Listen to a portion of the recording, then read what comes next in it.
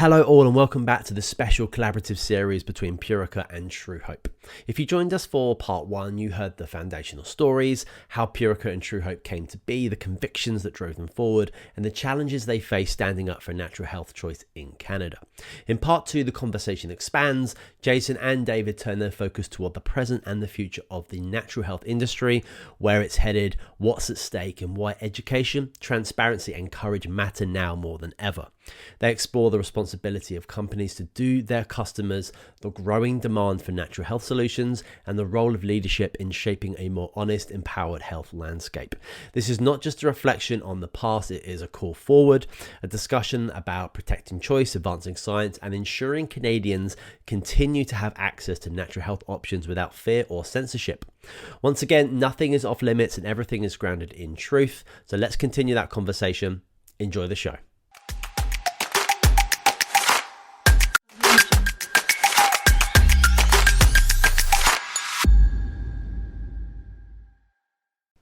Right. And what we're talking about here, if you want to put it simple, between what David said, modern and alternative forms of medicine. Traditional medicines are the medicines of tradition, so they hijack that term. Mm-hmm. But modern medicine is germ theory based on pasteurization. So basically the pathogen or toxin is impinging on you, and we need to either basically stimulate something, suppress something, cut it out, or burn it. Yep. And then the ancient way is more based on terrain theory, which was Béchamp also was trying to expound, and that's based on basically cleanse, nourish, and balance. It's basically the health of the terrain helps you to navigate the world, which is nature. The other way is basically saying nature is not good enough and we need to, you can integrate both things, but the more profound way to deal with things from the natural industry is all coming back with a vengeance. Mm-hmm. But you're going through the time when that's starting to happen, and the pharmaceutical industry and their captured, organization of disease, they are recognizing it. It's been happening for quite some time. It just didn't happen the last 5 years. I think the last 5 years was really an attempt to try to get back some stability into that and to try to demonize all of us that talk about anything to do with ancient ways and all these traditions that are alive still today. And it failed because now there's too many, all these things are happening. And it's like, again, the lashing tiger. They're falling. We're coming up. So all of us, if we start talking, that's what I feel. If we all can start talking, be that mosquito. Mm-hmm. You do make a difference. Is mm-hmm. that we'll light each other up, and then it's going to accelerate the process of something good happening rather than getting stuck in all the negatives that are happening to us. Because I feel we both smile on it. We both smile. I think it takes a deep faith in something a lot bigger, and both of us have that. I don't want to segue out of the rest of the story. Yep. To keep on keeping on, which is perspective is we're crucial. Sticking your talk in this. Yeah. Your life's perspective is absolutely crucial in relation to how you approach every situation and whether or not you can have the tenacity to plow through. Absolutely. Yeah. So your choice of care we're at. So now, and one of the judges actually comes out. He's known as Rook the Crook amongst certain crowds. He's the second top judge in all of Alberta, and he signs himself to our case as soon as we start to expose the corruption. And initially, his job clearly was get me to shut up. Yes. Get me to shut up. So now we're trying to sue them to get money back to afford a lawyer, saying, yes, we've already paid for all this. Yeah. You guys, by your own fault, based on the Supreme Court's admission, put us into this state of hardship, and now you want us to come back for another trial? Yeah. Well, pay us for the first trial. You guys messed it up, and I went to jail wrongfully. Pay up, right? No, wouldn't have it. And so he oversaw that case, and he would yell at me often whenever I would bring something up, and it was relevant. It wasn't like I was stepping out of line, but anytime that it would expose any corruption on the record, he would get triggered and he'd yell, and he would try to intimidate me. And I picked up on it after about the 5th time. That sounds like COVID. What people did. Right. Call you names and yell at you and shut you down. Right. Shut you down, intimidate you, whatever. Childlike behavior. Yeah. Very childlike, as he's foaming from the mouth, probably from some medications he's on. Literally. Guy should have retired about 10 years earlier, but he's still there. He actually just retired a couple of years ago. But so now we're going through this situation where we're about to face our second trial, and doing so not represented. Last minute, Sean Buckley steps in to help my wife, as well as 2 other lawyers. I'm self-representing though, and a bunch of evidence comes out. Amazing evidence, but is the media reporting on it? No, still not reporting on it. But that's okay, because at that point in time I realized if I don't tell my story, someone else will. And this is incredibly abnormal to see somebody who's been criminally charged and even wrongfully convicted to then become the source of media. So I'm live streaming after every single day of court to say, this is what the media isn't going to be telling you, but here's what came out. And end up with a large following during that time, highlighting, look, this is a medical case. This is choice of care. This is all about, your parental rights and your medical choice in Canada. And they're trying to erode that and say, you only have one path to go down. And they actually started using the terminology, there's only one criminal code approved standard of care. And that's pharmaceutical medicine, right? Everything else is outside of the criminal code. You can be held liable. Deficiency of pharmaceuticals. Right, exactly. So anyways, we end up winning. We ended up winning the trial. It was splayed out over 3 months. It wasn't a solid 3 months, but it was an absolute gong show. The whole thing just made a mockery of the supposed justice system. But we ended up hearing the words not guilty.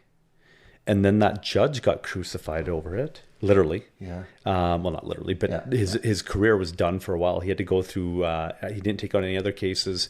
He had to go through courses because he was now being called a racist because he didn't take the Nigerian pathologist evidence, the one who falsified the autopsy report. So he got lambasted and the system hung him out to dry.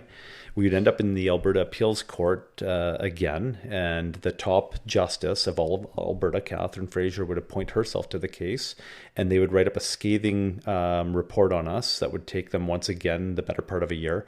And it was fraught with all sorts of vaccine stuff, which wasn't even they had no evidence to rely on. Now, this is March 8th, 2021. Now, remember, COVID shot just came out a few months before that, and there's a bunch of hesitancy. So all of a sudden, they rendered this decision equating vaccines to being necessaries of life. But that wasn't argued. It wasn't argued in the first trial. It wasn't argued in the second trial because the Crown went away from that because we'd shut it down with expert evidence. It wasn't argued in the appeal. They literally pulled this information out of thin air, injected it in there, and now you have the most egregious legal precedent coming from one of the top courts in Canada establishing vaccines as a necessary of life out of thin air. Now, I don't know if anybody can cite the case because you go one layer deep, you recognize the whole thing's corrupt. There's no substance to it. So it doesn't matter that it's coming from the top court in Alberta, from the top justice in Alberta, that would normally be taken with a great level of weight across the whole country. The fact of the matter is, if a challenge ever came up against it, the question could be asked, where did they get this information from? Because it wasn't argued. Well, and this is, again, it's not conspiratorial, because if you ask a lot of good RCMP folks, which we both have friends in the RCMP, is the justice system fair? Is it for the people? And just face to face, do that. No matter what they say, you can see what almost all of them think. Their hands are tied. All these good people trying to do good things, watching criminals surface up and again. The perps get all the rights, and the people who are perpetrated against, the victims or whatever, they're left with nothing and completely disheartened. Because the whole idea of the justice system, you think in a fair and reasonable, just country, should be about justice for anyone. And then again, it goes back to the foundations of the Western world in Greek philosophy. There's no way that Socrates would have agreed when they dialogued about justice and what does justice mean. And most of the dialectics became about words and defining words. When you define the word, would they equate today's system of justice with justice? No, not at all. It would be a 180 flip. It would be about rich and powerful people ruling, and all these networks of people and all these people.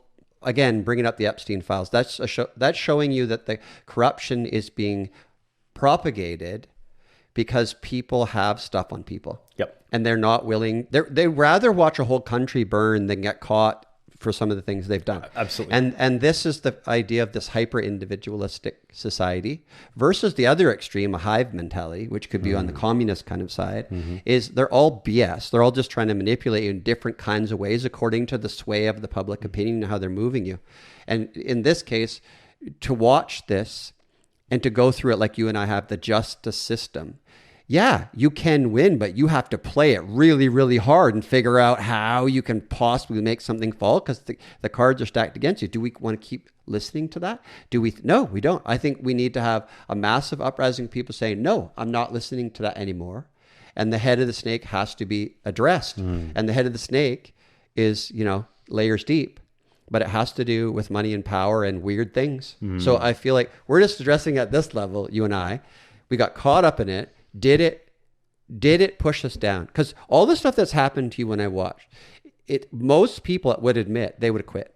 Like they would have dropped, you could have committed suicide or just drop your marriage would fall apart, all that kind of stuff. Easy to happen to see what happened to you, how emotional that was and what they did on purpose to you. And the forms of psychopathy inside that, people with no empathy, just trying to destroy you in a survival kind of way of thinking that's based on them pushing this divide and conquer constantly. Yep. And I feel like people though, I feel like people are waking up more and more and more to this. They know, it's not a just way of being. And Canada's not the Canada it was in the 1970s. Not even close, by the way, for any of you who are born after that. It's not even close to the same country. It's so obvious to anybody you start thinking backwards. And the media is not the media. So what is true? The thing you can find is go back in here and take back the power and start actually thinking for yourself and listening. Do you believe this person? Or do you just listen to what's said about this person? Right. So go ahead. Sorry. I keep cutting you off. No. You just introduced really the meat and potatoes of this. We've been talking about the issues, right? Health Canada. Yep. We've touched on a little bit of what we're doing in relation to changing lives, saving lives, blessing people. Yeah. But now this is the information here that's going to be the most empowering because you just asked the question, right? Did it keep you down, right? Did it knock you down? Yeah. Whatever. Knocked down, absolutely. I mean, the loss of a son, knocked down, pummeled, right? Questioning life, like literally questioning the meaning of life. Yep. You want to talk about paradigm shattering stuff, lose a child and then start to try to make heads and tails of what life's about, right? And it was a beautiful experience in the end. Don't get me wrong, like going through hell sometimes is what it requires before you start to see the light. Yep. But going through these circumstances, 10 years of it, because now we're 2019 appeal, 2021, the appeal happens, vaccine precedent, blah, blah, blah. We're now going for trial again. But there was a saving grace in all of that finally by June of 2021, they had to drop the case. And the reason being is that medical examiner that held everything in his hands with that falsified autopsy report was under credential fraud investigation in both the state of Kansas and the state of Indiana now. He had fled down to the States after we started to expose a lot of the corruption surrounding him. And he ended up on his own criminal charges on June 21st of 2021. On June 22nd of 2021, we got a call from the Crown saying they're staying the charges. It was done. It was a saving grace that kept us from going to a third trial. That was going to be incredibly disadvantageous to us. The appeal court had already dictated what evidence was necessary and what wasn't. They'd cut off our defense. We were going to jail. Literally, we were going to go to jail. That's what it looked like. And we were just saying nothing short of a miracle is what it's going to take. And we got that miracle when all of a sudden that medical examiner ended up in deep water for his corruption. So now we're going through this though, wrongfully convicted, very arguably, I can't think of anybody else that would even be up on the same level, but the most hated couple in Canada based on the prolific media. No, that was true. It was persistent, the death threats, everything. I almost hated you. Yeah. except that I still remember it. Hey, you funded me. Yes, you funded. Yes, I appreciate that. Right. You were supportive. You were amongst the supporters that we got probably about $350,000 was external coming in to support the first leg of the battle. And that was beautiful because it was needed at first because we weren't in an emotional position to be able to self-represent. But by the time 2019 came around, I was. My wife wasn't, and I don't blame her. Yes. She's a woman. I'm the protector and provider. And she no longer had my protection because the Crown segregated the case so that she would be pinpointed in certain areas that I couldn't answer to. And they did it intentionally because they knew that we were self-representing. So now they were going for what they thought was an easier target. So when you say that too, this is interesting. On traditional, say the female or passive aspects and the male active aspects, uses a metaphor. Because I want to clarify how we see is that if you look at why did they use those as metaphors, because that was traditional in more of a natural woman and a natural man, but they both have negative and positive poles. Right. Like a man could go towards violence, but it could also be piercing and strong and confident, right? And a woman is more all-inclusive and open, and there's wisdom in that. But if you force that, if you constrict that natural tendency to be open in that passive, open, and wise way of a woman, then it can get into fear mode, and then that's not good. So they were intentionally trying to push the buttons of the feminine side in both men and women, because you see a lot of men who you would traditionally think now in ancient times they would look at a lot of the way that men are behaving and say, whoa, what's going on here? Because it's basically a negative female aspect of the pole. So in each of us, we have feminine and masculine tendencies within us in the positive and negative pole. It's just metaphor. Yep. But it seems that a lot of things have shifted to a hyper feminized state that's not actually a positive feminine state. It's the constricted fear, like you're armoring yourself, like a stress response. So basically, and you also see then the lashing out of the negative male side, that starts to have lashing out and stuff. So you have both the constricted fear and you have the lashing out. So both the negative poles of masculine and feminine.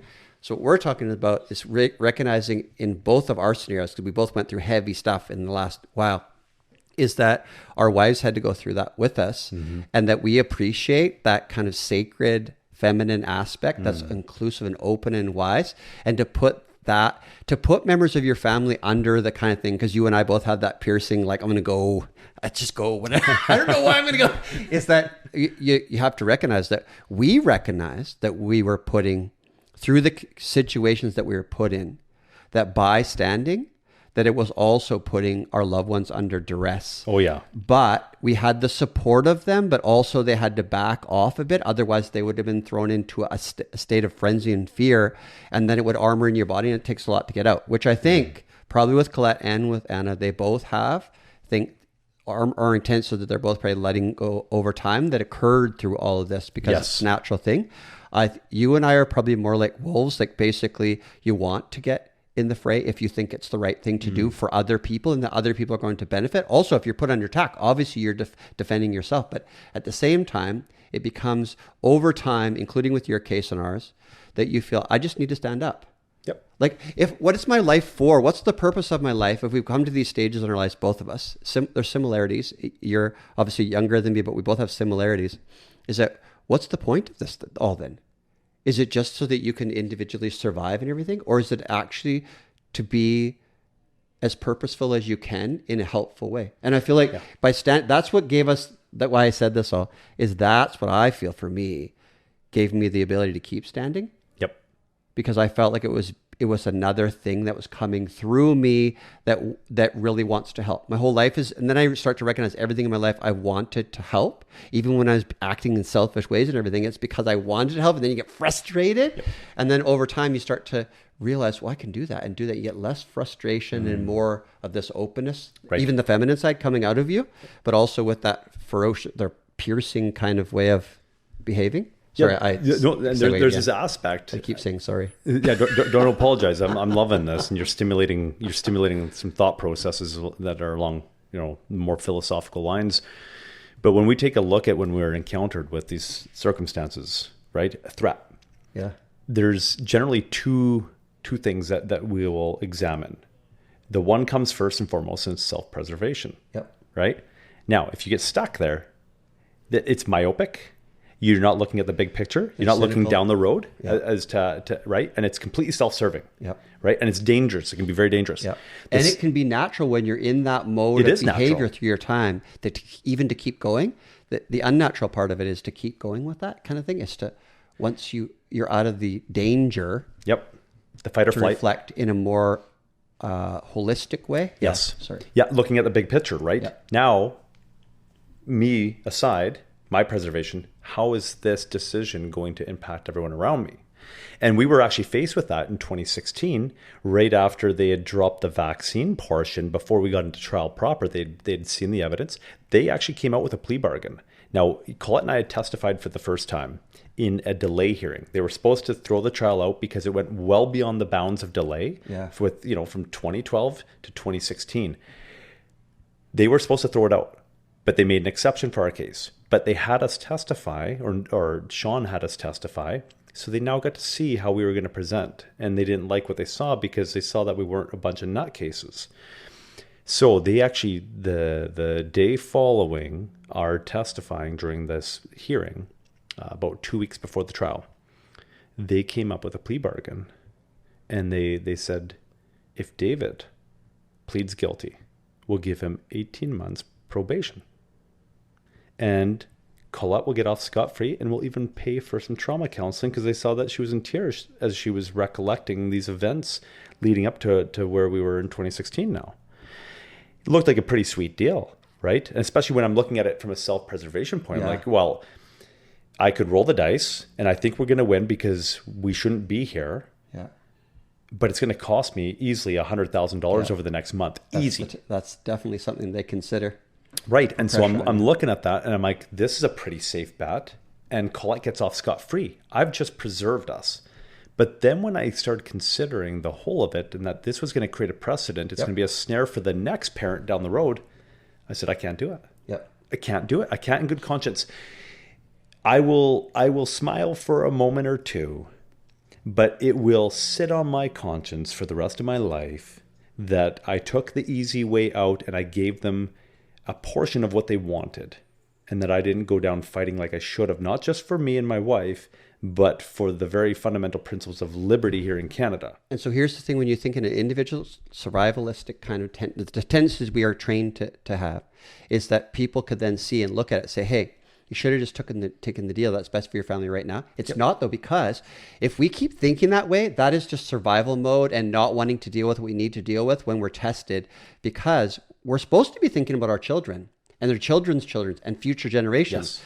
Like you said, if you set precedents to allow them to manipulate and control even more than they already do, you're part of the problem. And so then you say, okay, but I still recognize it takes a lot of fortitude and some type of vision and depth and stability to get through that. So nobody's saying we expect anybody to go through those things. But again, it's the basically backing off and stopping the judgment that is very superficial, judging people that are willing to go through it instead of looking at them right now, that there's mechanisms involved and mind space involved that's about a bigger picture. And nobody's trying to say, oh, we're so great doing it. No, we're just saying you feel it and you have to pursue it. And if you don't pursue it, you don't feel you're being true to yourself. You don't feel you're being authentic. So when it gets to the stage where you feel like, you know what, I can't, like you just said, I can't make this though, because I'm trying to contrive that in my head. It's the best deal. But it deep down inside me, I know that's not the best deal for humanity. And to say that sounds like you're trying to, no, it's not. It's just that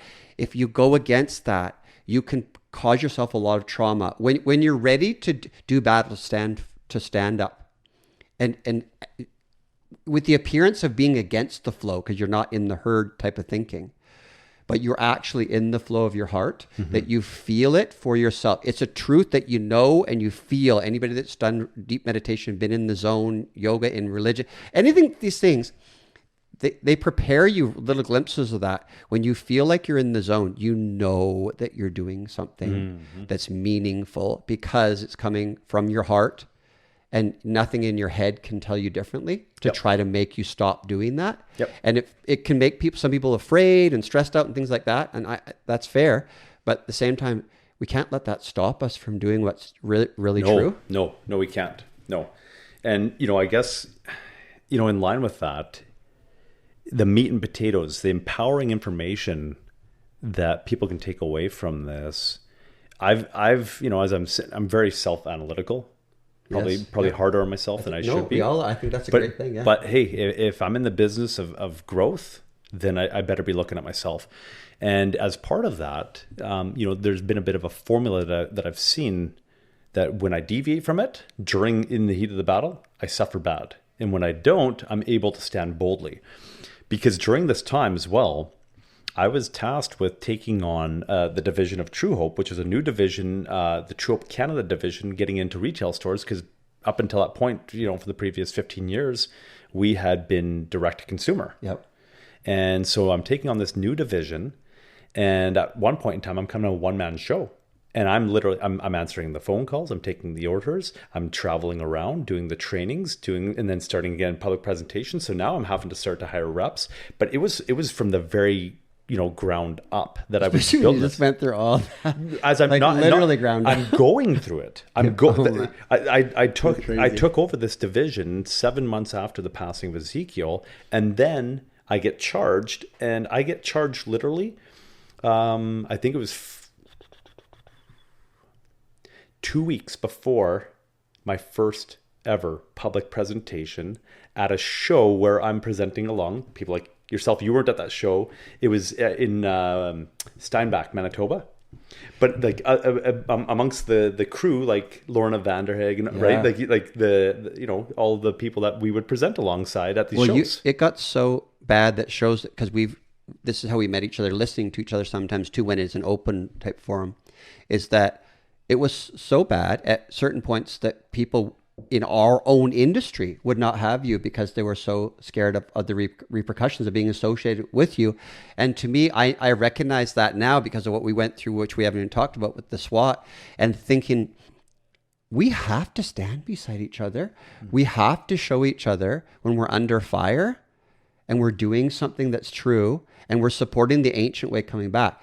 I feel it makes you, I think that's part of the process of history, how it keeps going, is that once the fire is ignited, like the Milgram experience, Stanley Milgram, when they talk about, is one person that goes against the grain and starts to stand is slowly igniting more and more and more. And there's so many that have been ignited, and that all the powers in every single one of us to do so, and to undermine us and disempower us for so long has been the tactic and strategy, whatever, is to keep us at bay. And that's no longer possible with all the information coming out, and everything we're seeing unfold now everywhere is a huge sign that something great is coming out of the mess. Like I said, again, and I feel like I stayed in this industry because we were talking both, we've been offered big money for the companies, and that is, we decided, no, I'd rather buy out and maintain, so in big debt, to buy out the rest of the company and have that, because I know this is the time to stand. And you said at the beginning, it proves that you're doing something that's right, the more that they put the spotlight on you. And I feel like if we could just see that, the more that the negative spotlight is being put on a lot of people, I'm not talking about criminals killing people. Right. I'm talking about, you're going, why are they after them? Yep. It's go there, look there. Anything they tell you not to look at, look there. Exactly. And then you'll see, if you go down, you just have to find the right avenues. And lots of this viewers have already done that. But when you do it, you can't undo it. And ignorance is not bliss. No. Because that would mean that it's bliss forever and it's an ongoing bliss. No, ignorance is you keep on searching for entertaining ways to keep yourself feeling happy because you have an underlying angst knowing that something's not right. So the ignorance, you don't feel good about being ignorant or bewildered either, because you feel like you're out in the dark and you have to trust everybody else for everything. So that whole thing, ignorance is bliss, is BS. Absolutely. The truth is, wisdom gives you the skill to navigate things, and wisdom is required. It's direct experience. Like, wisdom in ancient ways didn't mean a whole bunch of facts. It meant that you were directly experiencing something. We've both directly experienced the negative side, been willing to go through the process, as have so many, and we want to come out sharing ways of empowering other people to see the power in themselves, to rise now, and then we formulate some type of better way of living together. And it's definitely not the forms of governance we've had all through time. It's, absolutely. You know what I mean? Yep. Absolutely. So you got through it. So that was 2021, you said? So 2012 was when my personal journey with my wife and the loss of my son really began. Yeah. And finally by 2021, it had come to basically a close, even though we appealed to the Supreme Court to try to get that precedent undone. Once again, like, we had nothing to lose at that point in time, but we just couldn't in good conscience know that precedent was there that could be used against somebody. So we appealed to the Supreme Court. Unfortunately, by August of 2022, they denied the appeal, and it all came to a close. But during that time, though, so I think it's important for the viewers to know that I wasn't just hanging on for dear life through this time. I was proactively, and oftentimes the greatest form of stress was the business I was involved in taking something that was in the red, that was going to be shut down, that division, and turning it into a multi-million-dollar company while going literally through hell, right? While going to jail, wrongfully convicted, death threats, all this. And so the power of that particular story, showing that one can still thrive even while 100%. They are just being like, all the forces are going against them to, right? Yeah, you're being destroyed socially, career-wise. And you're right, I was getting kicked out of shows. And not so easily. The shows wanted to keep me, but the media was doing a fantastic job. I remember they sent 5,000 bots to one of the shows. It's in Victoria. She knew they were bots. Yeah. But they couldn't do anything about it because then it looked like there was a lot of that support and people were looking at that. And I thought to myself, I'm not going to say anything. But the idea is, we as an industry that represents the ancient way, the traditional ways of health, including that are still operative in traditional Chinese medicine, Ayurvedic medicine, Tibetan medicine, herbal medicine, whatever, all these different medicines, we represent them. We can't back down. But I understand it's, as a business idea, if you have something, then the media goes after you. And then the media, you realize, is just an arm of this mechanism that's used to pummel us nonstop, which was not the case back in the 60s and 70s. It still had some freedom of press. People still would challenge big, you remember it. And then it completely ended, like you said, and it became this monolithic BS propaganda machine. And I feel that's all changing, obviously, too, with all these different podcaster people. I know we're just starting in tiny, but some of the big ones, I mean, yes, there's some controlled opposition, 100%. You can see it. But at the same time, it's controlled opposition because there's a demolition happening. Absolutely. Yeah. So they're trying to control both sides of the narrative. And trying to capitalize off it. That's why they hyper-tax you and everything. All these stresses that we're having and the financial stress that everybody's having is just the end of empire. It always happens that way. And they try to rob all the money out of you by taxation and everything. And then if people start to rise and voices like us try to get squashed. But for me, do you want to say anything else about your story? Well, I was just going to say, but before we jump into your story, and I'm sure that you can parallel this, is that there was two main things that arose as I'm sitting there self-analyzing and realizing when I'm doing really good and when I'm not doing so good in the heat of the battle. And those two things are spiritual and physical, neither of them being more important there because they're interconnected. Exactly. Spiritual and physical nourishment. Now, I'm going to just for, full disclosure. So obviously I'm using the Truehope supplements. I get them free of charge, and they are designed to bolster mental health. But there's another line of products that I'm using at the same time, which you're probably aware of, unless maybe it's not being disclosed to you, but your head office would have records of it as I'm ordering your guys' products and I'm using them alongside ours.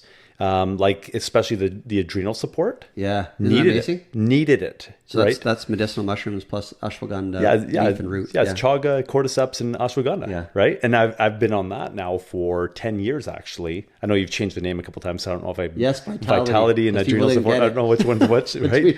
But I call it both, right? The recovery. Right, I'm using that now. That's because my body was falling apart from the time that I was in my youth, right? But all that stress. Well, no, before the stress. This is going back to 2001. I've been on MSM and then, right? And so as soon as I discovered that recovery was the all-in-one formula, I switched over to that and I'm using that plus the MSM. So we want to collaborate a lot, and stores are putting us together without knowing. I was just telling David before we started that they're starting to align us because I feel like they feel like we're trying to send a message that we believe in the whole industry. We call it co-opetition. After we named it after the store told us that. It's basically, we just want to grow the idea that the ancients had all these things. And there's modern ways of processing all this thing and research, but the ancients already had it. We're just providing a platform and a voice. And yes, it is our livelihood, but it feels good to have a livelihood, but that's helping animals and people. And that we use each other's products and our families believe in each other. And I agree with that. It's that. So we have our Truehope and Purica. We have the body in balance, mind in harmony, energy in a state of flow, but they're all inseparable in the center, the Truehope. So basically, we're talking about things like they're separated, but they're not. And that's how, like you just said, when you're going through these intense stressors, if you're not taking care of one aspect, say, of yourself, you really start to see that, whether it be the physical side or the energetic side or the mental and contemplative spiritual side. if one's lacking, you feel it. And yes, everything's important because physical movement is huge. And sometimes when you're in the fray, you're in front of the computer doing research the whole time, and you just say, I don't need to move. I just need to focus. I stay up all night. And then you start to feel it, right? And so I get that because I've been there. Yeah. So I agree with you. Making sure that you're taking care of all aspects of yourself. It was so evident, especially right off the bat when we were charged. I remember sometimes, wake up in the morning and you feel that heavy weight on your chest, and you're like, I'm not doing something right. I missed some doses yesterday, right? Yeah.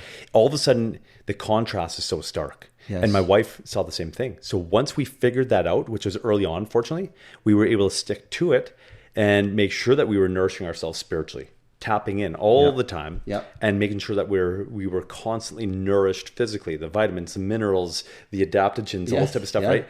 And it made a world of difference. That it wasn't just, we weren't surviving this onslaught of attacks.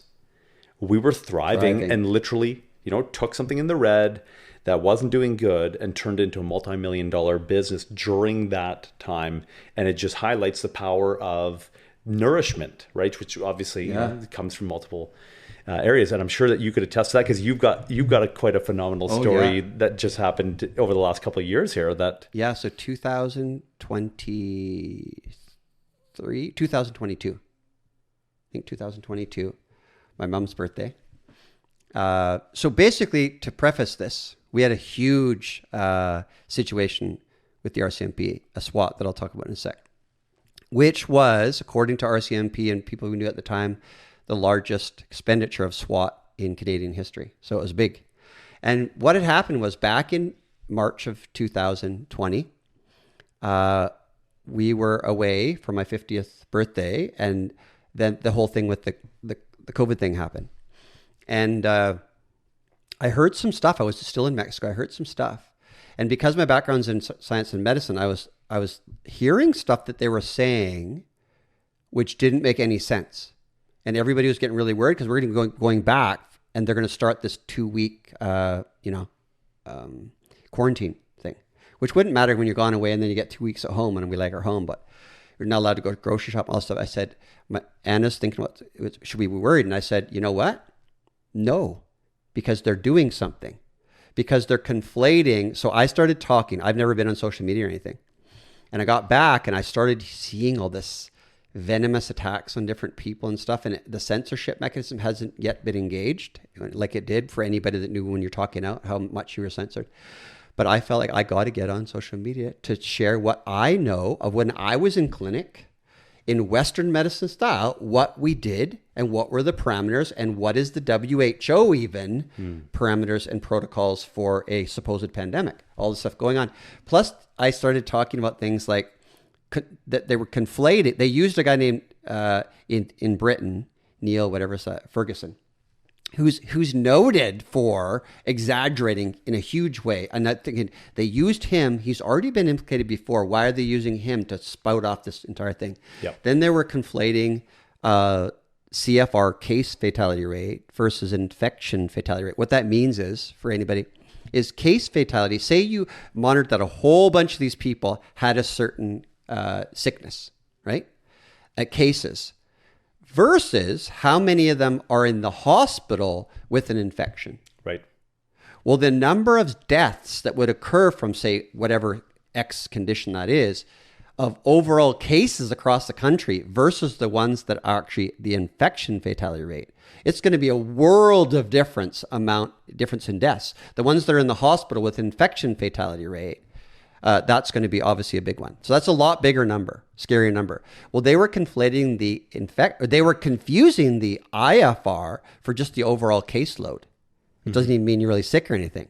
And to do that means that they're trying to spread fear. Right. So that was my thing. Somebody's trying to spread fear. They've done it before. You look up Fauci and his dealings with Kerry Mullis, Dr. Kerry Mullis, the one who invented the PCR test. Yep.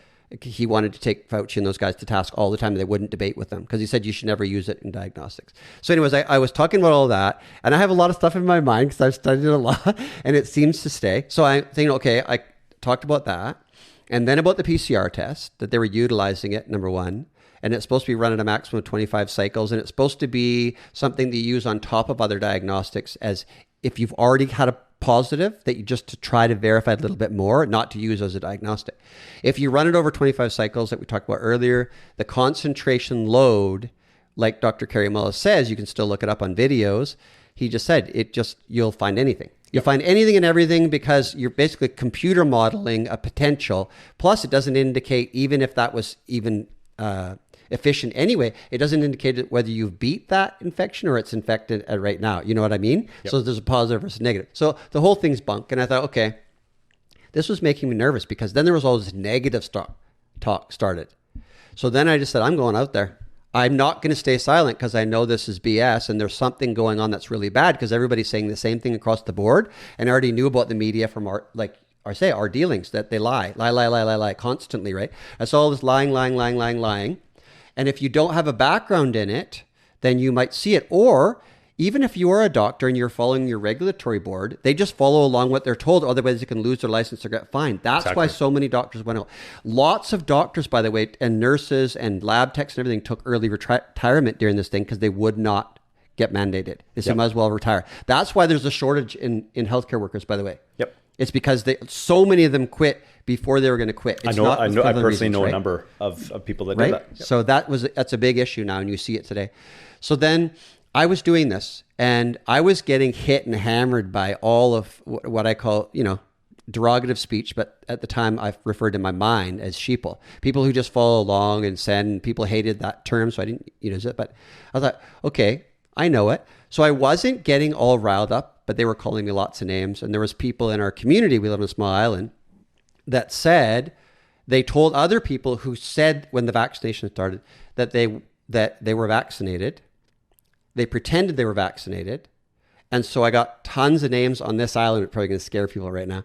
Tons of names on this island that actually said to the people and used our names that we deserve to have a bullet in our head or in a lineup and kill them or hang them, all this stuff. Actually said it about us. And I know lots of people. But so that's why I think forgiveness has to be there, because you see when people are operating hope and fear, constant, that kind of thing, it's a different mechanism and it's easy to control you, and it's sad. And I feel like people need to apologize to people. That helps the process. If you don't apologize, it creates a lot of resentment inside. For me, it's just like another day, right? And still perceived risk, right? If they're not apologizing, are they still that same individual that would love to do that to you the next time something arises? Right. So then I just kept standing. I kept getting hammered. Other people in my family hated it because they see it as an argument. I see it as discourse, like you're defending a thesis. You have to discourse, otherwise nobody hears it. Lots of people heard what I said because I made everything public. Yep. So the RCMP in the Prime Minister's office and the head of the RCMP, they were all seeing what I was doing. So in the meantime, we had a cafe on the island, which you and Colette came to that time, called Beachside. And we were running it and kayaking and paddleboarding. And we did not force any of the mandates. We moved our tables like they wanted, but everything else. And we put a sign that said the 6 different disciplines I was trained in, including in pharmaceutical and industrial manufacture, in lab work, microbiology, chemistry, the type of mask you have to use and how this didn't affect anything and it would actually cause problems. So anyways, they had to let us kind of go with that because we put it at the till. Yep. But we were already considered as a problem. My wife and kids and all the people that work with us and us. But the people that went there loved it. It was like an open, inclusive place where people could be themselves still. And then we had airflow. That's what you're supposed to do. Airflow is the best thing. Keeping windows and doors open, proper fans going. That is the best form of protection in any pandemic kind of protocol.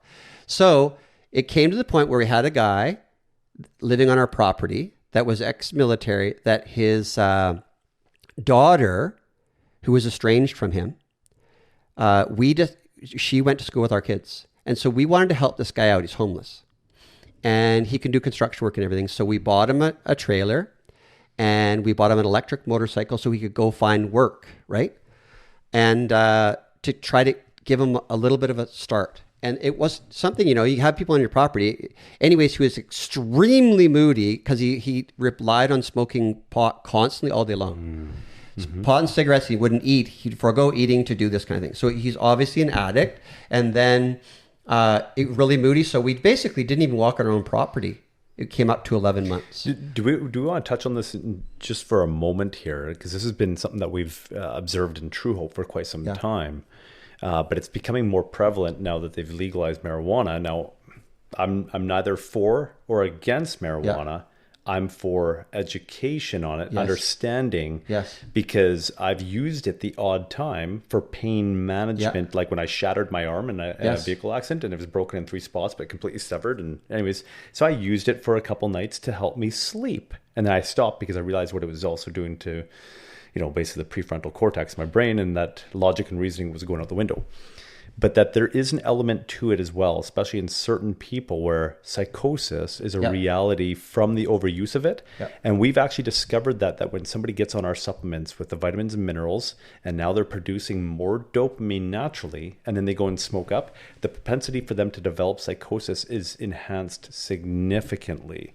And so that can cause moodiness. It can cause, right? Like going into that stage, even if you're not, clinically diagnosable psychosis, you're on your way there, that can create some serious mood dysregulation that would result in all sorts of interesting behaviors that are outside of what you'd consider to be healthy or normal. They get around the idea of anything that they allow and legalize in society as a mainstream, you can assure yourself that it's used because they think it's going to decrease people rising up against things. And exactly. With weed and alcohol, for instance, they're both depressants technically. So you can feel like really wild and everything when you're inhibited from some of your conscious things like that. But both of them decrease blood flow to the head.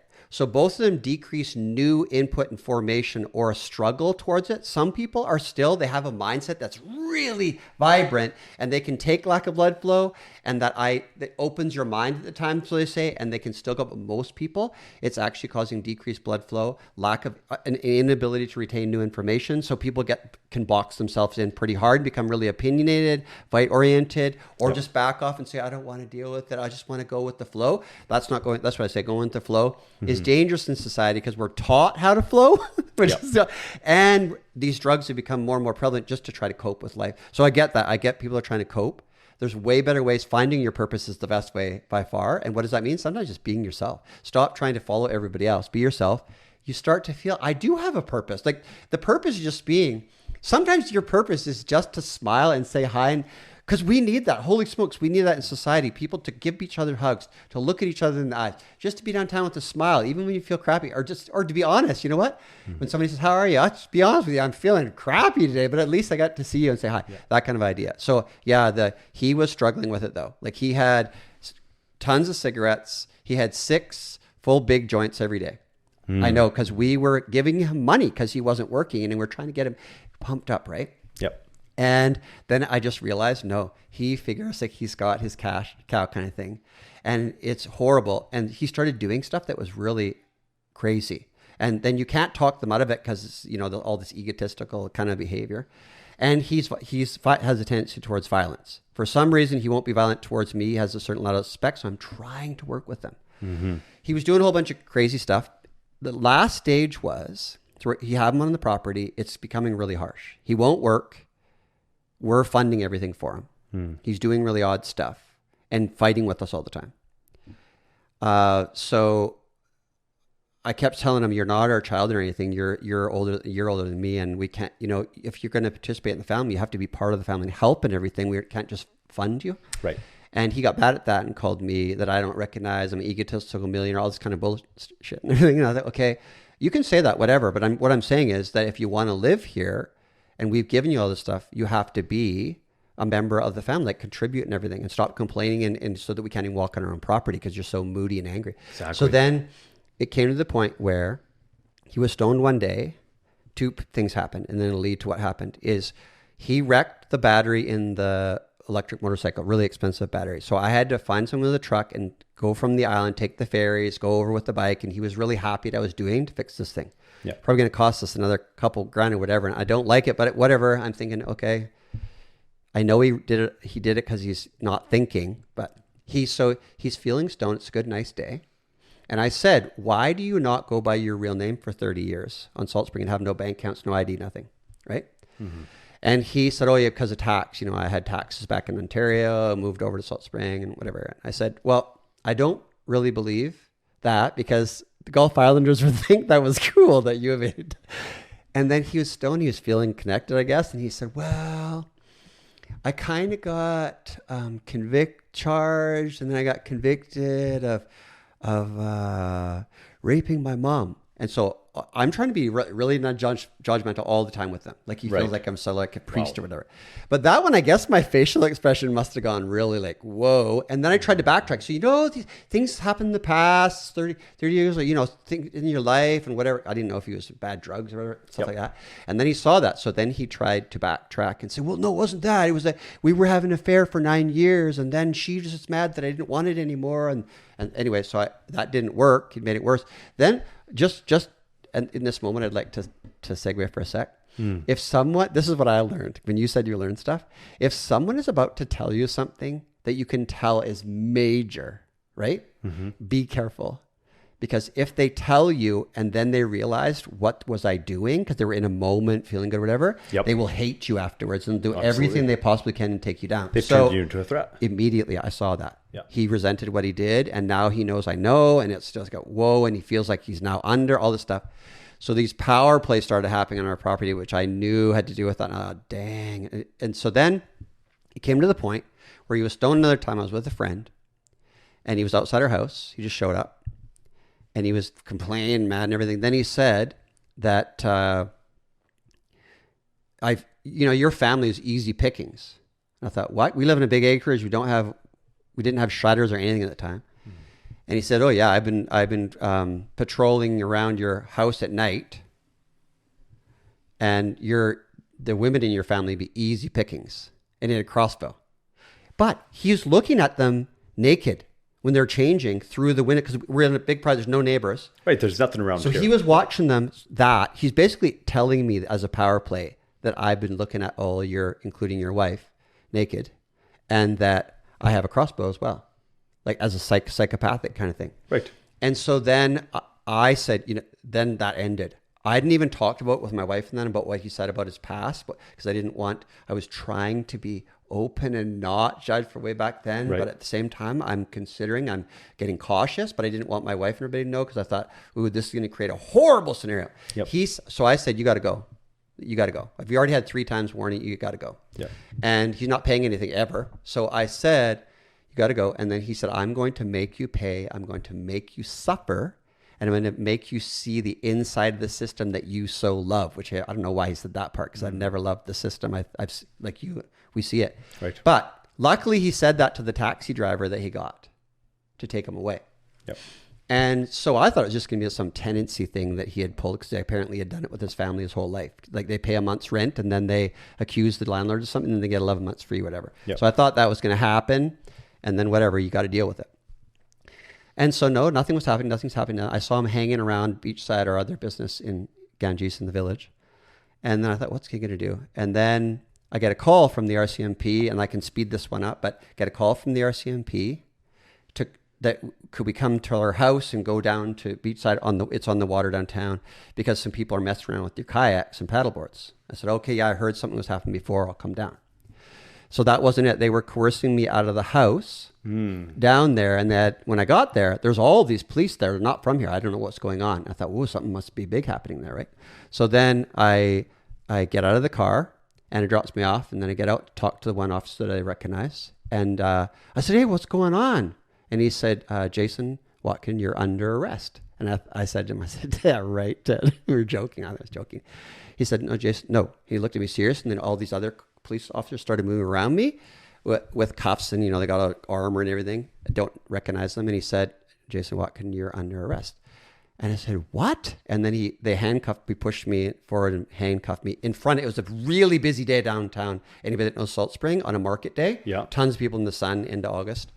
And I said, I don't understand what's going on. I don't understand what's going on. And then they surrounded me, handcuffed me. Then they took me out to these police cars and pushed me up against this police car with my head. And there's all these people start gathering around. I said, what is going on? What's going on? I need to know. What am I charged with? What am I charged with? I don't have any criminal record. Yep.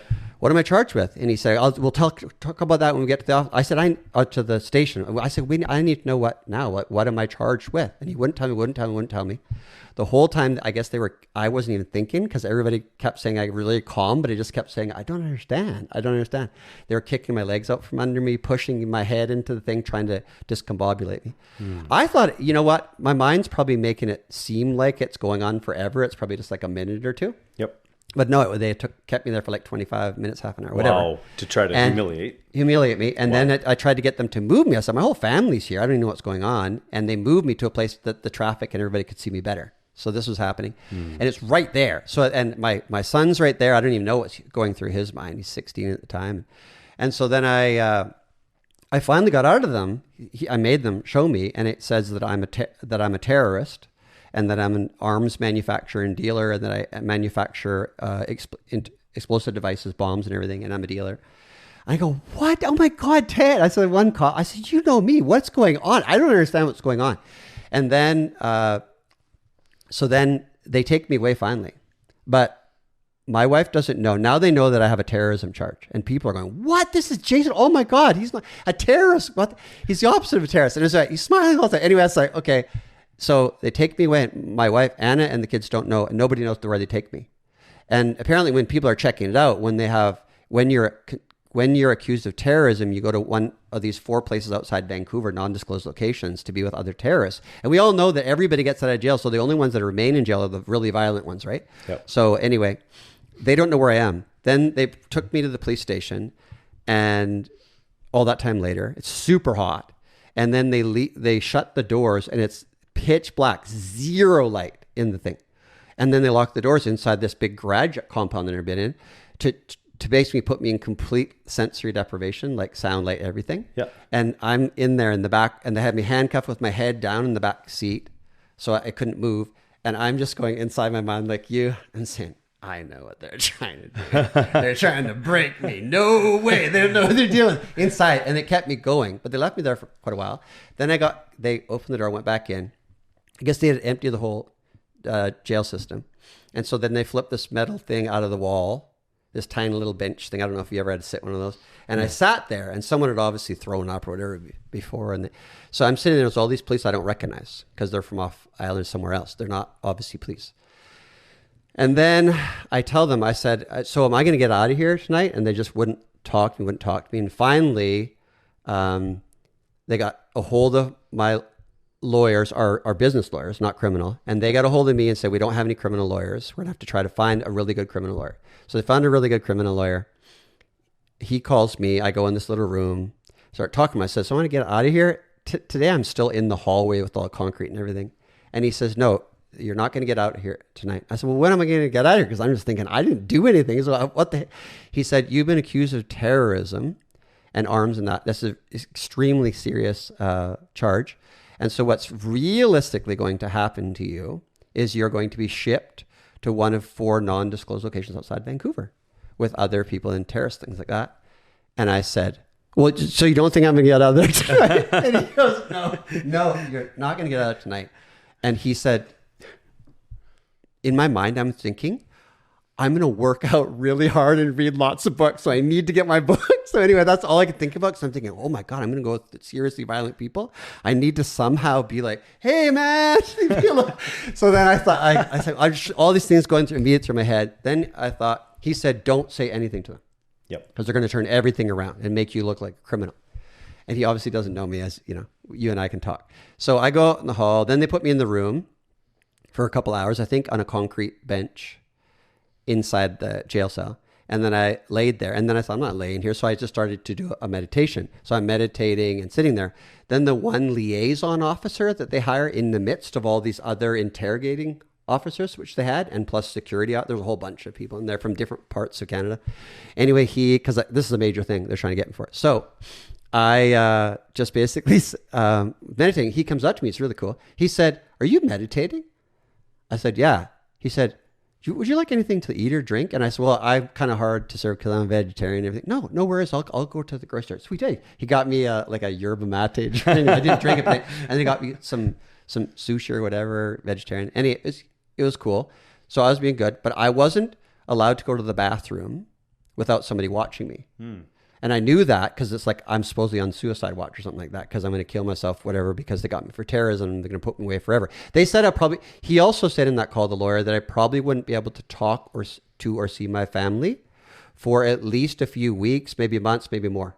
Oh, wow. So in other words, they're thinking that, and so am I thinking that, Yep. that I might not be able to see or hear or even know if they're alive or anything, or they won't know where I am. He said they won't know where you are. You'll be gone. They won't know where you are, and no communication. So then I thought, okay, that's why I was meditating. And I guess inside you're just trying to let go so that things can come up as when I'm talking, what's going to go on. There's no agenda, just like I need to be clear. So then I went in the room, and I think it was like 6 or whatever hours of interrogation in a hot, sweaty room, no air conditioning. They kept trading out, the guys, there was 3 of them, and I had to do it. So then it got to the point, like all these questions they're asking in the end, because I'm saying, how am I a terrorist? And we're going through everything. I'm smiling. I'm saying everything. I'm not holding back anything. And then I said, I saw, they're trying to get me to expose all these different people's names about stuff. I said, why would I bring other people's names into anything? I can handle stress. I don't want to put anybody, young or old, into stressful situations that haven't done nothing wrong. And I'm starting to see that they're seeing about people who are open-minded to the fact that what's going on is not real. The whole, last 5 years. Yep. So then in the end, sure enough, I said, I saw a list that you had of people's names right there. And then they said, there's no list. I was lying and everything. And then the whole thing went sideways because they had started it. We developed a really good rapport. And now it looks like I'm a liar. And I'm thinking, oh God, I saw the list. And then then the head guy comes back after about 5-10 minutes of it going so sideways, saying, we are so sorry. There was exactly that list, exactly the names, everything on it. So sorry. And I said, I'm just sorry. I don't want to get him in trouble or anything. He said, why are you doing that? No, we're sorry that you're just talking. So I just kept talking, the opposite of what my lawyer said. Right. Which is, again, don't trust authority sometimes. If you feel like you're being authentic and true and you know that you don't have anything to hide, then talk. Absolutely. Well, okay, so that's a principle that I applied throughout our whole case, which was incredibly abnormal. But had I not spoken out, the media would have had the end word on the narrative, and they would have been able to do anything they wanted to 100%. because the only public evidence would have been what the media put out. So 100%. You have to talk in some instances. If you got nothing to hide, you have to talk. And all the stuff learning before that of I don't care what names people call me and everything. Who cares? They're just reacting because they don't actually know, and they're behaving in ways that are disheartening, but at the same time hoping for your thing. Yep. So back to that, I said he was good. Then the whole last part of it became about my vaccine stance. I said, wow. I don't have a vaccine stance. I said, I look at information. I have a lot of education in this because I said you're trying to psychologically manipulate me. And I know because I've studied all this before. They had said, we know that you're smart. I said, that's not what I'm saying. I'm saying, I know you're trying to, no, we're not yet. You are trying to manipulate me. I'm just going to tell you what I know to be true. Then it was really good, the rapport after that. Then came up the entire last part of it was all about my vaccine stance, which I said, I don't have a stance. I want informed consent like we've always had. So I'm sharing what has always been standard practice up until 2019. We're going against everything. And then we're acting like everybody that's talking about what we did in 2019 is conspiracy theory. And that we're all hocus pocus science deniers. That we're the exact opposite. We're sharing what exactly was the science for 60 years in Western medicine. So anyway, they wanted me to explain everything. So I started talking about the PCR and all these different and rotations, and then the CFR versus IFR, and that they're going through the different doctors, what they'd done. And then also the treatment protocols and pandemic protocols were going against everything, and how anyway, then the one guy said, can you stop for a second? And then he got the other guy, and then the other guy listening, and then 3 of them wanted me to repeat everything. So basically I could see that not only was the rapport there, because I knew I was going to get out, but there was also an interest to then defend their own thinking that they already had suspicions, and you could tell that then they could present that to their superiors so they didn't fire them, mandate them out, right? Right. So I could see what's going on. So the back end, what was happening in this whole 6.5 hour period that I was being interrogated was, even though I gave them the codes, they had bashed down this really nice fence system. They had put on the national media and the U.S. pictures of the front of our place, which everyone knew the owner of Purica's, the owners of Purica live on Salt Spring, and they have the Triskelion as a symbol that's on our gates, right? Yep. So they knew it was us, and they had cops with big armor and big guns and everything right there, saying like that we're being raided. So they sent SWAT helicopters, supposed to be the largest, at the time, maybe still, the largest SWAT in the history of Canada. It must have cost so much. There's people that I know in RCMP that figure it's in the millions of cost. Yep. So they sent a SWAT helicopter that went low and that was surfacing armored helicopter through the whole neighborhood for 3 hours or something like that. They sent in their armored SWAT tank basically to bash down the gate because they want to use their toys, you know. Yep. And then they had a whole bunch of armed big officers, fully looked like, you know, SWAT military carriers, big guns, and the big gun on the armored vehicle, which is, I don't know what millimeter, is huge. And then they had numerous armored dog units. Yep. So they sent them all up. All the ferries in Salt Spring, 3 of them, they were bringing them in all the different ranges. And then they even pinned somebody down in our house. Our friend was here, and they pinned her down on the floor. She's like just over 5 feet.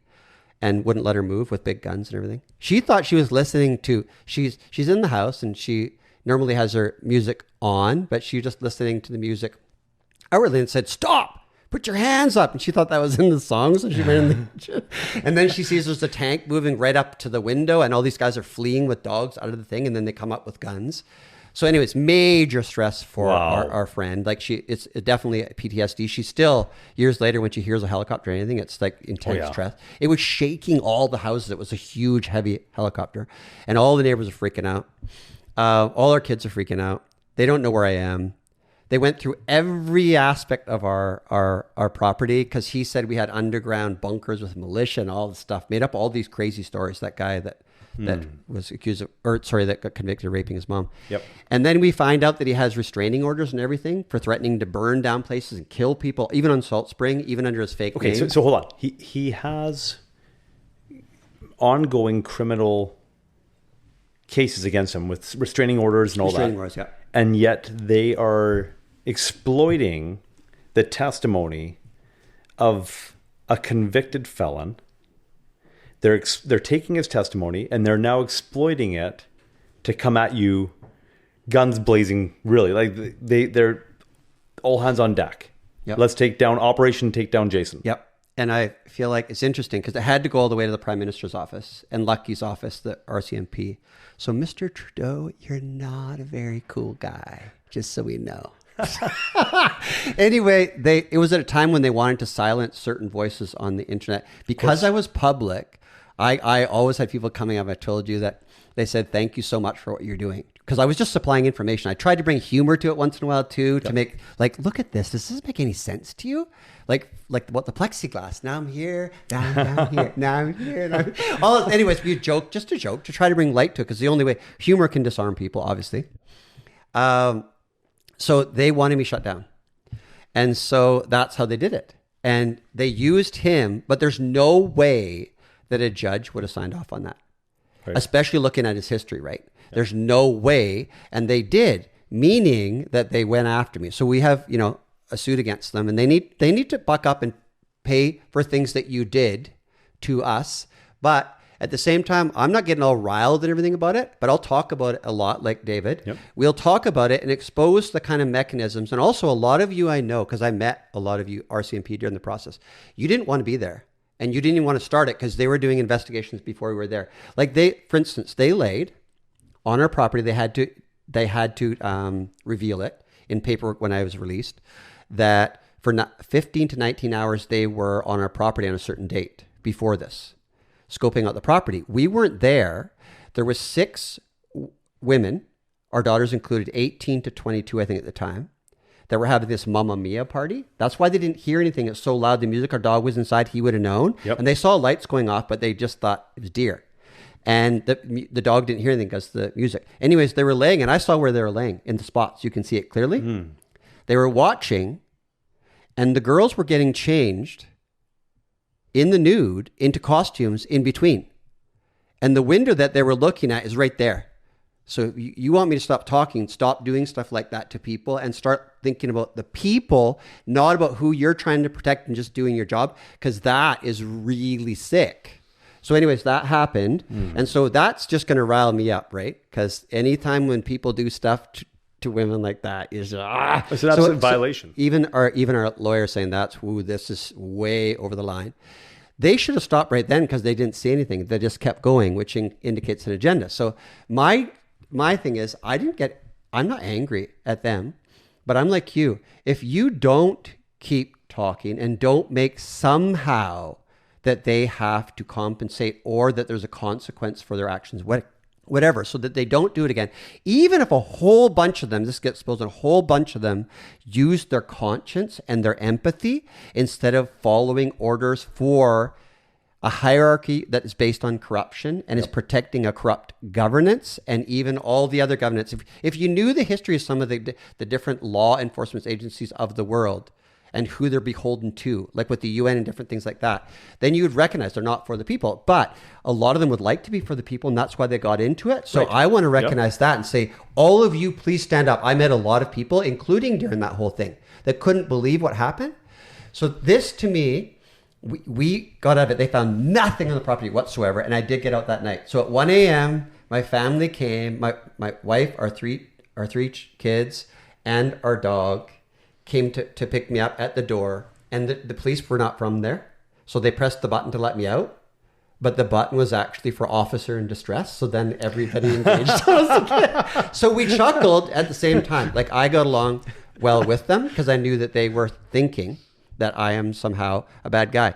And the whole idea of this Napoleonic justice where you're guilty until proven innocent kind of idea is just such BS. And also, if they just come and talk to me, for crying out loud, they could see that I'm not a terrorist, holy smoke, or talk to anybody else. But that was the case. They did talk to lots of people that indicated, oh my God, these people are definitely not anything like that. They're the opposite of that. They still did it. And to me, that shows how sick the last 5 years were. That people that we actually knew and got along with said our names, that we should have a bullet in the head and pointed to their head, stuff like that, or hung. That happened. That indicates you're being manipulated in an extreme way to say that about somebody that's just sharing information. Yep. But that's where I feel like you and I stood up because we had to stand up, but it didn't feel like look at me, I'm standing up. No, it felt like if you don't stand up, I'm not being true to myself. I told my mom that too, my dad, he doesn't think like this, but he said, you got to stop because they're going to kill you. This is before the RCMP did it. They're going to kill you if you keep talking like this. I said, I can't stop. You know what? I can't stop because I need to share this information. So whoever doesn't want to do it, doesn't do it. Even if they have to lose their job and everything, because the repercussions, I already knew of that too, because the mRNA, I already was familiar with the technology with the ferret trials, which they're not going to talk about with you, that I knew that would never be a successful drug ever. They would never be able to release it because of what it did in the ferret trials back in, I think, 90s or 20s. And then that's another thing. When they said they're talking about that already in fast tracking, I was, whoa, this is bad stuff. Something bad. Because I already knew all the stuff that I knew was going to happen. I also knew the time lag on a lot of it. It doesn't happen with majority within the first even days or months or anything. It happens quite a bit after, but it's a cumulative thing with the immune system's totally messed up. Yep. Then you keep getting boosters and a whole bunch of other stuff. So I thought, okay, this is wrong. It's all coming out. In the States, he's bringing stuff out slowly. Yep. And I feel like there's no way back now. They can't keep it up. If we keep talking and keep rising, even in stuff like this, the Weeble, I'm just going to be a Weeble. I don't care if people call me Weeble. The idea is meeting people like you that stood up, meeting your dad when I needed to meet him back then, but meeting you've been through, to me, what you went through is a lot more intense because it's so close to home and emotional, and there's a big loss than mine, but I still relate to the idea of overstepping and the fact that justice is not justice. And if you study ancient philosophy, ancient wisdom, you know that we are, just like in Orwellian times, where we flipped everything on its head. Yep. There's mass surveillance, all the stuff they're doing. And then if you read Brave New World with Huxley, you can see that he just said, just throw out so much information, everybody's confused and they give up. Yep. Creates a freeze response, which is what they've done in places like Guantanamo and that to create. But the saving grace of all that is when they did that research, I think it was in Guantanamo with terrorists. This is where I want to end, and I want to see what you want to say is they said, yes, they were able to basically keep changing the information nonstop, back and forth. We're doing 180s all the time. Yep. And after a while, people just give up. And they will give up to an authority figure, and then they'll do and say what you want them to say. It's a way to instead of physical torture or humiliation, something like that, is it gets you too much information back. I don't know who to believe. And then you give up. And the crazy thing was two things. Number one, that over 80% of people gave up. The positive side is, I think it was something like 13 or 17% or something in there. They didn't give up no matter what they did. They would not give up 230 figure. They stayed strong. Yep. And then the other one that was crazy was that even when the experimenters told the people that everything they said was a lie, that almost none of them would even listen to the very person that convinced them of all those things was telling them the truth, and they would stick their feet in because they didn't want to hear it. They were so tired of thinking for themselves. Yep. They just didn't want to think anymore. That's why it's so easy to see, right? When you see somebody, you try to convince and give data, they don't listen. I don't want to hear it. I want to hear it. Well, that's Mark Twain, right? Where he says it's easier to fool somebody than to convince them they've been fooled. It's crazy. Yeah. And there's the ego and everything involved there. I just want to say that they've used these tricks over thousands of years. They've learned and learned and learned and learned. So they had a heads up on us. Now that people have been exposed to these things, especially on social media in a mass way, we don't have to fall for them anymore. And they also said that 17% that didn't listen in these different trials, that they started convincing the other ones. Because most people just give up. Yep. But a great percentage, you know this too, right? Matthias Desmond is really good at exposing that. The idea that there's a large percentage of people that just do what they're told because they don't want to get involved in it, even if they don't believe it. But if they see the other 17 or whatever percent standing up, they gradually go that way. Because nobody wants to be considered a loser kind of idea, that idea. And the losing side becomes the side that's based on a fiction. Yep. That followed what they were told to do. So the middle group starts to recognize, you know what? That's not going to be the easy one anymore. The might is right, the herd mentality and the bullying and the yelling. They're just going to look like losers. Like the idea, I'm just using that term because it's back in my day, is you want to be with the side that you see that's rising. And the unfortunate part, we have to go through this pain, and people that shouldn't be in power get power. Yep.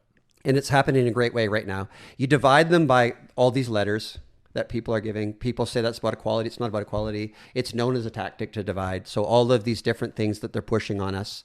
And whenever you get pushed on something from a minority group, you know that it's a tactic used in social engineering. So I feel like everybody's figuring it out, because I have such faith in mankind that there's an ability, once it's awakened, that starts to like light up the whole area. Like that ancient analogy. This is my last thing, and I want to see your last words. This is my last words, I promise. Is that idea that in a cave that's been completely dark for 10,000 years, which to me relates to all of the dark, we don't know what's going on in the world really. Yep. And that all it takes is one candle to light up a small area. And once you've seen it, you can't unseen it. And then you want to light it up with a torch. So it's all about, how do I light that thing fully up? It's not about, how do I ignore that? Like, what's this in the Matrix, Cypher?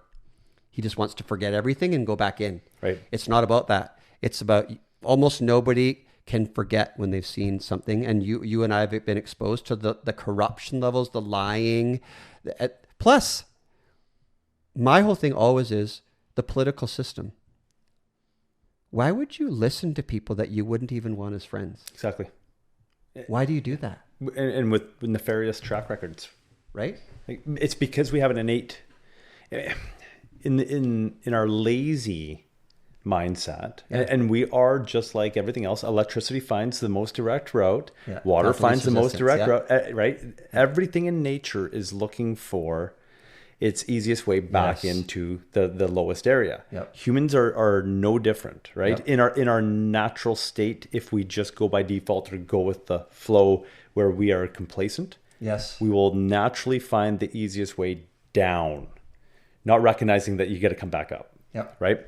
And so in that laziness, we want to put our hope in somebody else. It's easier because it absolves ourselves of personal responsibility. And responsibility comes with a great level of, duty, right? Like you have to work for it, right? You have to account for it. You have to say, my circumstances are a result of my action or inaction, right? So it's always easier to say, a politician will save us. Yes. Right? It's easier. It's Let's just do that, right? Now. Let's go protest our way out, right? Here's my responsibility. I'm going to grab a sign. I'm just going to protest. Yeah, but what are you actually doing? What are you doing to become that change? I know. that you're demanding of everybody else. I know. You're pointing out their immorality. What have you done to change your immorality? You're pointing out their evil heart. What have you done to correct your evil heart? Exactly. Right? And so Yeah. it's always easier to point it to externalize and say, they'll save it, they'll change it, they need to change it, it's their issue, they created it. No, we're all in a collective here, and we've helped create the ambiance of what we're in relation to the political environment, in relation to the, the turmoil that's around us, in relation to the environment, whatever it is. We've been a part of it in one way or another, either for the good or for the bad. We've either helped propel something forward or helped hold it at bay based on our personal actions. But I want to talk about, real quick, I just want to broach the topic surrounding the fear that comes with it, where, your father's saying, you keep on speaking, they're going to kill you. They're gonna kill you. Well, me and my siblings would have conversations saying, I wonder when they're going to kill dad. Yes. Right? Because he refused to stop speaking. Yeah. Right? And then I end up in the circumstances where I then had to speak out. But I come to the realization that when you fear death, you cease to live. That's right. You have to live. You have to die to live. Yeah. Like die to that attachment and the strength of attachment to the lower parts of yourself. Yeah. Then you truly live. It's interesting. The very self-preservation that comes into play to try to prevent harm, to limit risk, actually does the exact opposite, where we don't live. We become constricted. It's Exactly. like a stress It's response. enslavement. We're armoring ourselves and constricting our viewpoints and everything. Yeah. We are literally putting on our own shackles, Yep, our shackles of our own creation, through trying to preserve life by minimizing risk. As soon as we break out of that, we're free. We're free to speak. When we no longer fear death, and that's actually the most liberating thing that one can do, I find, in life, is to no longer fear death and realize there's probably 100%. something far greater 100%. on the other side anyways, and we're here for a purpose, and we ought not to allow, the fear of the physical, diminishing to preserve or prevent us from being able to rise up spiritually who we need to be. And when you, sorry, I'm talking. Yeah, go ahead. See, I promised. But the allegory of the cave in Plato and the Republic. Yep. When he talks about so basically, there's a whole bunch of ways of telling the story, but basically there's all these guys in a cave. You've probably heard it before. And then all they know as their whole life are shadows on the wall of light coming behind them. They don't even know what they look like or anything other than the shadows on the wall. So their whole reality is shadow. And then say in this case, you could say one of the chains that is binding one of them to the rock, it rusts out. And the guy is able to stand up and turn around and walk out of the cave, and he sees this absolutely stunning, beautiful world. And he can't believe it. It's just almost bedazzles you, almost give him a heart attack. There's a frog in the well story that's similar. Anyway, so he goes back. He's going to tell these people, oh my God, this is not real life. Everything's real life out there. And then they think he's crazy and try to knock him off. Yeah. That was happening, I think, back 2020, when people were trying to light up all over the world that saw the signs of psychological manipulation, social engineering. Yep. They saw the signs coming before that with the practice run in 2019. So then you say, okay, they're trying their best. And some people just couldn't do it because it's too much pain and they take themselves, fear of death. Also fear of ego death, because it's not just about dying physically, right? The fear of your reputation and everything. Some people are really aligned with that. Instead of character, they care about what other people think of them. That's what we got to die to. Die to what other people think of you. Focus on character rather than reputation. Reputation means nothing because it's the sign of the masses. So this idea now, though, in that allegory of the cave, before you would go back to the cave and you felt like nobody's listening. Now, say you have 100 people in that cave, you go back to the cave. Maybe you had one person out of 1,000 before, say 1,000 people. Now I feel like it's getting pretty hard. That you go back to that cave and you say, are you sure you don't want to come outside here? Because it's pretty nice out here. Yep. And then I feel like they're getting it. And I feel super confident, not just hopeful. I already know it's happening. Now it's just how it happens. Yep. We don't have to control the demolition like people that are in control are trying to do. We have to accelerate, but in a way that's gentle with people. Right. That cleansing, nourishing, and balancing rather than stimulate, suppress, cut and burn of the modern way is no. People are there to talk to. And people are there for anybody that's starting to see all these different things, and that left and right is all BS. It's one side of the same thing.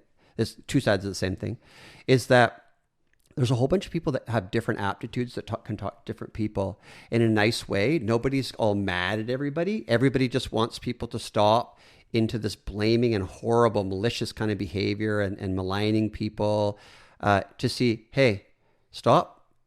If you want to hear things, you're going to resonate with somebody, and just open up a dialogue. Yep. And you'll see that, whoa, it's a really friendly place with a lot of these people, because people just want to finally talk again, and to see that people are actually listening and back and forth again, not an argument, it's a discourse. And I already see it happening, because I do a lot of lectures, so do you. The sentiment has changed so much in the past few months, especially in a big, big way. And I think it has to do with a lot of stuff going on in the media with all these clowns that are running the show. Like, for instance, that right now in the political climate, we have basically a banker and a billionaire on the other side that are at the helm of each of our supposed sovereign countries. And you think, what the heck? That is like the definition to me kind of a clown show. We're in the midst of a clown show, and people are defending all these different characters from the left and right, liberal, conservative.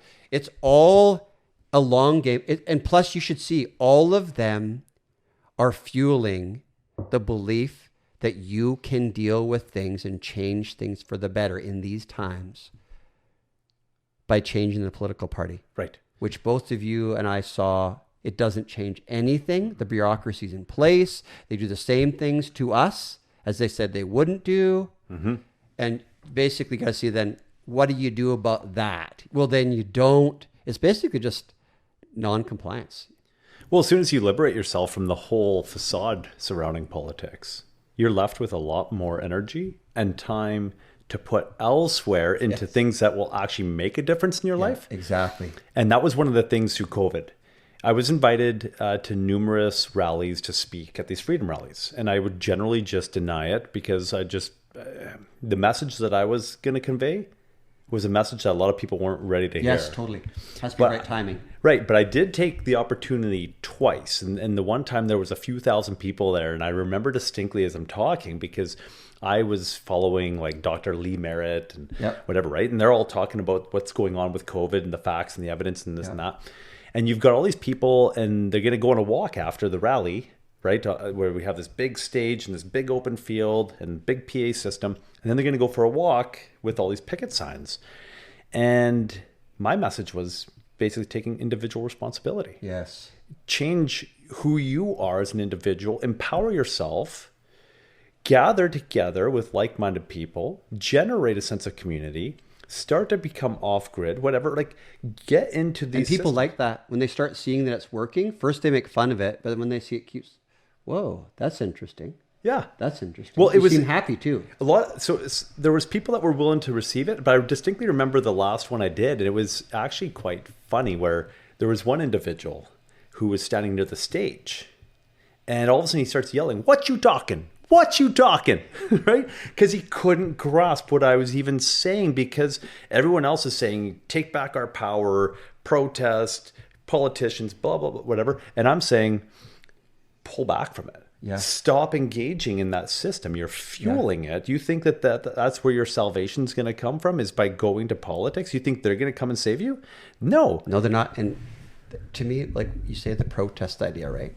Even if you got all the heart and everything in it, yes, it's part of a picture, but if you have those old pictures of the rulers of places and they're looking at all the people with the pitchforks and shovel protesting, instead of saying, oh, we got something to worry about, they go, oh, look at those guys down there protesting. Right. Totally right. Like, at all. It's entertainment in essence. Yeah. Did it change? No. What they're going to? No. And also in the belief that you don't have the power, that disempowerment idea, it comes with resentment. And so in a lot of people that you meet that are maybe part of this, there's a deep, I think a few things I've noticed is that there's anger, but there's also a superiority complex, that whatever they believe, everything else is BS. And that's what I think people that caught up in politics, they literally will fall in line with whatever they're told from that party, which is totally, it's a sign of ignorance, 100%. Because not everything that someone's going to state to you, especially on that level, could be a fact in reality. And so everything's being used as tools of manipulation. When people figure that out, it's been used forever. Yep. I think, but that's what, before you were thought of as a conspiracy theorist again. Now you're thought of as someone who's, what do they know? It's more of that. And yes, you're going to have those hardliners that stick in that are the squeaky wheel, the mouthy ones and the judgmental ones, or simply the bots. There's just tons and tons and tons of bots that they're not even people. And you think they're people, and that's why they use such aggressive language, because they're trying to provoke emotional responses, which makes you more easily controlled. Again, anytime that, so the idea of placing, I think this is, to me, if we want to get out of this, the idea in the West that we have to place so much importance on our emotions, like they're a true and realistic thing, because they're not real, that you can't grab an emotion. Right. You can feel certain things, but then you conceptually add labels to it, which then make you angry at someone, or he or she caused me to be angry or attached, or whatever, impatient. Nope. It's basically, you get the feeling of the energy that runs through you. If you let it flow, that's let it flow. Let it flow you through it. Don't put a thing on it. Don't attach it to something. You can use that energy for stuff like this to rise up and feel like you have some sense of power. Because anytime they keep draining your energy, it's like a river that keeps on shooting and losing off in rivulets. Or a better one, say you are like a pulse that runs through a copper wire. And that's who you are as a pulse. And then you have the insulator, like the rubber or whatever that's wrapped in it, red, green, yellow, blue, whatever. Is that inside you, that pulse is really strong and can fire up, say, a light at the end in huge brilliance. But if you keep making cracks in that insulation and you keep on losing power, which is whenever they make you emotional or react or give your power to somebody else, it's basically like draining the power. By the end, you can't even light up a little light. Great so metaphor. Right? So you're basically know that all it takes then is get out the electrician's tape and wrap that thing again, and you have full power. So it doesn't take recreating your whole life, dealing with every single emotion, and this is, I'm not worthy, all this kind of stuff. We are worthy. And the idea is we're like a pulse, and we have to capture the pulse. If we do that and ignite with people that have a pulse, it's unstoppable. And it's not just, this is not hyperbolic or anything. This is about, we all are powerful enough that when we rise together and be authentic, and not say I'm authentic, right? Just to be like what you feel is true in your heart. That their mind will then follow the heart. Right now, the head is following the heart. That's always been an issue. Is people thinking that they control everything with their head, and that's just BS. And we know it. That's what the idea of this one word. I think this is a cool word. When you talked about we're not doing enough self introspection, basically. The word for introspection in Sanskrit is samprajanya, and then the opposite is asamprajanya, which means non-introspection. You're not looking inside enough. Or in Tibetan, it's shishimayimpa. And so basically, those words are cool. Asamprajanya, shishimayimpa. Recognizing that we're not actually looking inside. And that we're blaming the world for everything. And we're just spewing stuff. And all of these different things that's so obvious are about manipulative techniques. Absolutely. And every time you give a minority group a huge amount of attention, it's an obvious trigger that the government and people that are in control and power are using that to wedge you. It's a weapon. Absolutely. And so we can see that today, what's happened. Instead of focusing on all the things that we're focusing on, about all these different minority groups getting all these special rights and all that kind of stuff. What about people that don't have houses? What about people that can't afford food? Right. What about war veterans that they're being treated like they're nothing? All that kind of, this is weighty matters. That's community. And so we're trying to destroy community and the idea of tradition. We're throwing the baby out with the bathwater, so to speak. Yeah, there's negatives and everything, but there's so much positive. And we did not commit the sins of our forefathers. And that whole 7 generations of guilt, that's not true, because at the base of things, matter is not even real. That's scientific. So basically, it's in state of flux and flow. So the idea that you keep on making all of everyone responsible for all of their ancestors is BS. That keeps the game alive. That's their game. Yeah. They keep playing us to make it look like we all have skin in the game against each other. No, we don't. That's in the past. And people learn from the past too. They're not their forefathers because people learn. Yes, certain things of trauma can keep escalating, but they can also change. Again, that idea we can change is you got that story about one guy's an alcoholic, one guy's not an alcoholic, brothers, and the dad was an alcoholic. And they asked the two sons separately. They got that son that's an alcoholic, why are you an alcoholic? Because my dad was an alcoholic. And they asked the other son doesn't drink, why don't you drink? Because my dad was an alcoholic. Yeah. So again, we can't keep blaming everything like that. We can break the chain at any moment. Yes. Instead of, anybody who watched the Game of Thrones and Daenerys Targaryen, people don't like that or whatever, certain things, but there's certain pretty powerful marks in it. She said, even though she turned out bad in the end, she said, I'm not here to change the wheel. I'm here to break the wheel. So what does that mean? It doesn't make you some violent. It means that you're no longer allowing people to maintain power over you that have no real power over you. Yep. And that when you operate from the heart, you're outside of their game. Yep. What does that take? It takes enough people acting like mosquitoes to realize that they can be a problem. Yep. And stand up and it can be entirely peaceful ways. But that's when standing up in confidence, not in blame. Like, for instance, I heard there's certain people that would never participate throughout time in negative things like anti-war, be more pro-peace. So just show people what you want by being that. Like Nelson Mandela said, be the change you want to see in the world.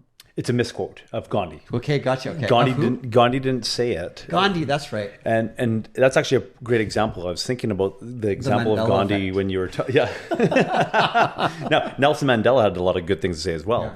Yeah. In fact, actually, this is interesting because part of the message, I would say, is learn to go with the intuition, because right after I was charged, I felt impressed upon, not because of any external force. I felt impressed upon within. Me too. So this is February 2012 or February 2013, right? I need to go and purchase the works of Gandhi and the works of Martin Luther King. And I thought, well, logically, that would also include the works of Nelson Mandela. So I went and bought all of those books. And I did get through the works of Martin Luther King and Gandhi. And phenomenal the lessons that you learn from that when we rise up together, yes, right, that it's unstoppable. You can kill. It doesn't matter. Because there'll be someone else. The pulse is already there. Exactly. It's within, right? There's already a spirit to it that it's moving in the right direction. And, there was people that were mowed down by machine guns. Yeah, brutal. And yet they continued on in India. It actually only further propelled it, right? When the dark forces trying to hold it down, the more they did so, the more it rose up. So there's lessons to be learned there. But yeah, so Gandhi is quoted for saying, be the change that you want to see in the world. He actually didn't say that. It's much more comprehensive what he said. And that is an Got condensed encapsulation. into it, like a paraphrase. Right. Yeah, But when you actually take his full length sentence, it's phenomenal. Yeah. I feel like sometimes, that, again, taking things out of context, which I've never read Gandhi, is when you actually read some of these source texts, which I've been doing forever now, when I went into comparative religion and philosophy, the source texts say nothing like what you think. Here is a big misquote that I've said on other shows that I think you'll love. Has to do with the whole masculine, feminine, the dark and the light kind of sides inside you. Is that story that people have heard about the two wolves. When the grandfather says to the little grandson, right? He says, there's two wolves that live inside you. A white wolf that represents, virtue and love and all that kind of stuff you think of as virtuous.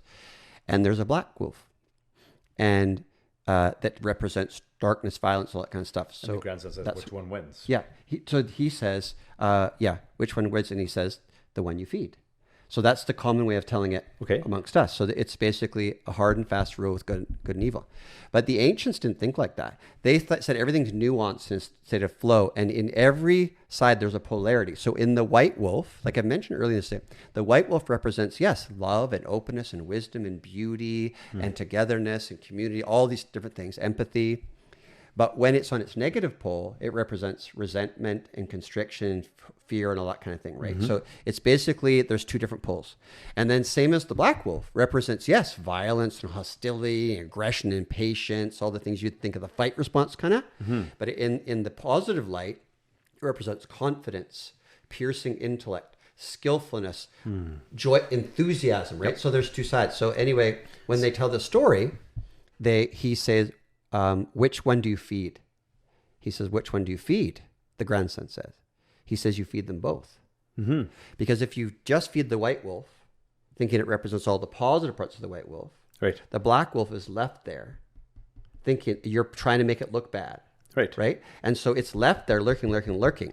It's waiting for the opportunity, as it tells in the ancient, I think it's Lakota, it's waiting for the opportunity for the white wolf to have something happen that knocks it down. Then it jumps out. When it jumps out, it's on its negative pole side. Right. So you see that a lot. When people keep repressing all of these energies and that come up as if they're bad and violent. It's the concepts that make, and the train of thought that keep latching on and blaming people. But if you just feel the energy, if you don't have the black wolf, so to speak, you won't act. Right. Everything has to be passive and peaceful and everything. Otherwise you get stressed out like that. And then you constrict. Yeah. And that causes like depression and anxiety, all that stuff. So if you get the black wolf, you recognize the black wolf, keep feeding it, they're both happy and they both stay working together in balance. So this idea, again, this manipulative technique of calling everything toxic masculinity like they've done, that actually represents the piercing positive side, the confident, skillful, acting when you need to act, not enabling people.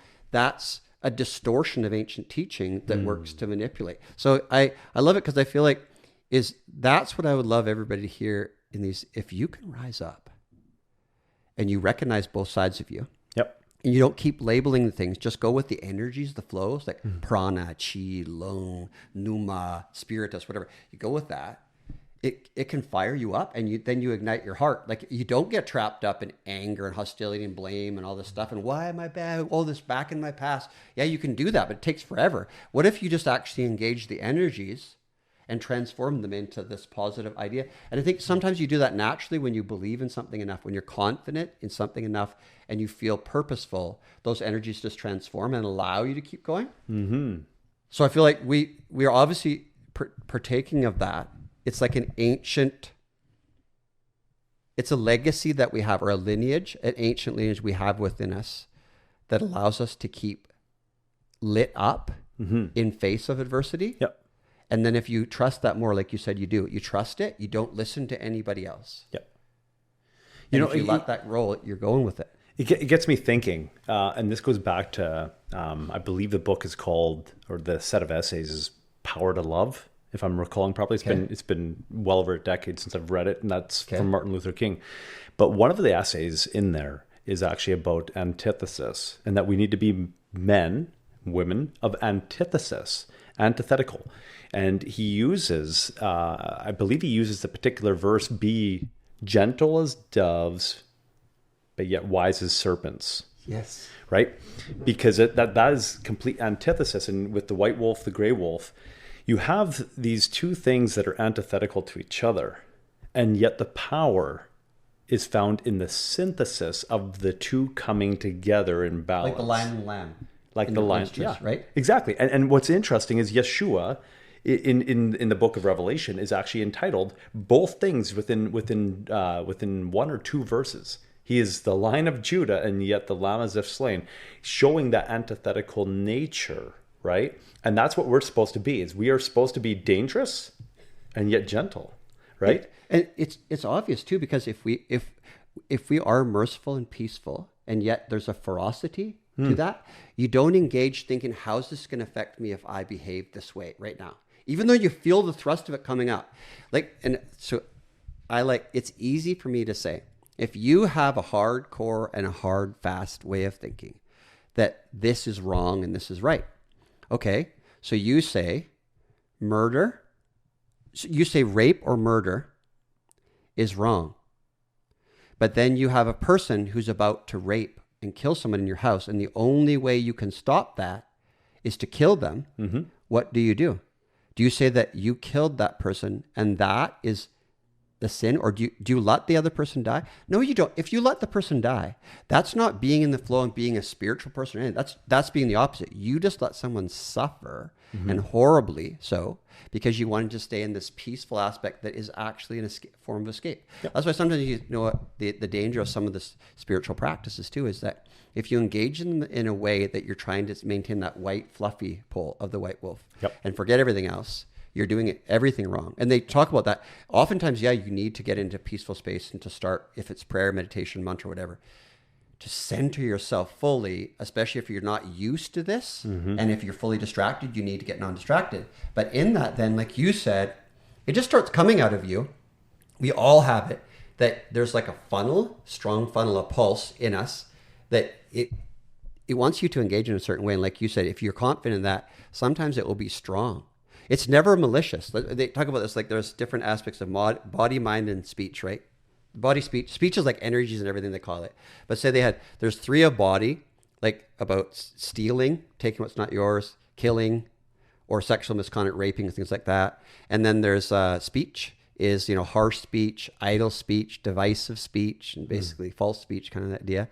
And then there's the last one, which is malicious intent. Wrong view, like that you don't believe there's actions and consequences, and covetousness, like you want what's to be happy because you feel like you have poverty mentality. Those 3 at the end can never ever be activated in a state, because that means you have your mindset is outside of what is natural to the heart.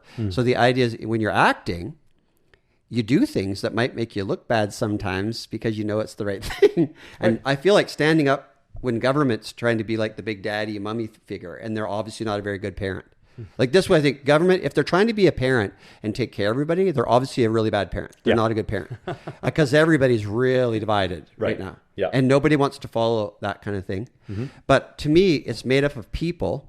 And so the more that we can appeal to the human being with what you said, when you appeal to the pulse of who you are, if we can ignite the pulse in them, and then they ignite the pulse in us, that pay it forward thing, then we're doing something right. If you're doing podcasts and everything, talking about all the negative stuff and get people riled up against each other, which is a lot of podcasts, obviously, and AI wants to get involved and create tons of podcasts that look real and everything, is that, it's easy to then keep dividing you. How do we get rid of that? I think talking like, this is what our goal is, by the way. That's why I want to do this together, is Truehope and our company Purica, but through our podcasts that we're powering, is try to get people back together and out of that mindset of following these people that obviously want us to be divided. And lots of you already know this, speaking of the choir, but I'm saying we're trying to come up with solutions, and we'd like to get different people on both our podcasts and keep this going that actually can help to change. But having said that, it's already changing. It's already happening. I would just like to accelerate it, right, or be part of that. And there's ideologies that can be communicated that would be empowering. There's understanding of physical nutrition that, here's an interesting thing, right? Like in our line of work, we've worked with so many people that have gone through counseling and it's failed miserably. But yet when they nutrate their bodies, now what they have to hear is more empowering. So now counseling actually will have an impact. Why? Because they're in a better state of mind, and an acceptable state of mind where they're able to accept the information 100%. That's coming before them. And so there's one element here, because you were talking about emotions, and you'd use the example of a cable with the insulation, being compromised, and you're grounding out, and you're not getting the flow of energy up to light up the light bulb. Full right? distraction. And one of the things that I've come to realize in my journey is the enslavement to emotion that takes place, and how that ultimately misguides us. Because if we're allowing emotions to guide us, we're going the wrong direction. Totally. Emotions are a tool to be employed, but you have to harness them. You have to subdue them, and then employ them as you see fit to put you in a state of motion. Absolutely. But energy and motion. Right, exactly. We're blocking the state of motion by constantly putting concepts on top of emotion, then acting out in those ways. Those are not actually emotions. Those are constricted, caged emotions, like you said, that then fuel up and cause a whole bunch of problems. Yeah. If we let energy flow, energy and motion, without attaching a whole bunch of labels and things to it and blame and everything, then it's just pure energy. Right. So a prime example of this would be, let's say 9/11, right? We're far enough out. Most people are emotionally disconnected from it that they can look at it more objectively. Yep. But even 10 years after it took place, only 15% or of the belief that it was an inside job or not what it was purported to be. Only 15% still 10 years after the fact. Now, we're well beyond that. There's a lot more people that are seeing, hey, logically, this doesn't line up at all, right? And so they put a song to it. Remember? That's why it became more emotional. They put Enya's Only Time. Oh, yeah. Over and over and over they played to make you super emotional. Yeah. So it was really hard to let go. Because it's really wrapped in a song and everything inside you. Yes. So the emotions will actually cloud the reality. And so if we are able to pare back the emotions, if we are in control of the emotions, say, okay, I want to feel something about this, but I'm not just going to give myself over to feeling this way based on what they're telling me. I'm going to try to use some logic first and employ some deductive reasoning. Yep. And now I'm going to look at the event, and then I'm going to dictate what emotions I should feel towards it. Now you've got empowerment, right? But now I'm going to reflect back, though, to a particular time in my life where I was dealing with my own mental health issues. I would have been incapable of doing that. Yes. Right? That's the thing. Because my brain was misfiring. It was a mess. My brain would have literally been a mess. I didn't know what I was waking up with from one day to the next. Am I going to be filled with rage? Now, if you want to talk about emotion, rage, uncontrollable rage, break some stuff, and, like I was out of control. Yeah. So there was no way that I could have pared back, thought clear, deducted what the reality is based on the information I have to put into the balances. And then say, this is the appropriate way to feel. They just did this. People died. Now I know where to direct my emotion as well, and who to direct it towards if there's an issue, right? And say, I'm rising up. I'm gonna shout from the rooftops. I'm gonna empower other people. But when we give ourselves over to emotion without the checks and balances, and emotion, like you said, big one. Maybe we finish off with this because this is why we're in the health industry. Is because you can approach different problems at different levels. I feel that nutrition and supplementation is powerful, but it's coming at it from a materialistic aspect, but it impacts you energetically, spiritually, mentally. And it's an easier way to come at things for most people because they won't address, but it also encourages you to do other things, meditation, prayer, everything like that. Is if you feel in pain, if you're distracted by some imbalance or discomfort, physically, mentally, whatever, that's related to mind or body or energy, then if you can, like you said, if you can address that with nutrition, supplementation, and also recognizing, because most of it is recognition, not control. Everything's about recognition, is recognizing that lack of blood sugar control is a strong feature in rage and inappropriate thinking and inability to sleep, stress reaction, everything. And the stress reaction actually drives your blood sugar, also what you eat, that trying to see how can I get blood sugar under control. And a lot of that can be to do with what, say with Empower Plus, a lack of nutrition. Because the lack of nutrition, so that's one thing I feel like we're trying to help people as our livelihood. So obviously, yes, we are selling things, but it feels good to be doing that because we're helping people to get control of maybe something that's actually quite simple. They're dehydrated. Blood sugar's out of control. They have a lack of nourishment. Then you also deal with certain things that are involved. For anybody who meditates or sits for a long time studying knows that if you try to cross your legs and sit in a nice, steady, controlled pace, that eventually, sometimes quickly, if it's a back or whatever, it's going to start saying, what are you doing? Get out.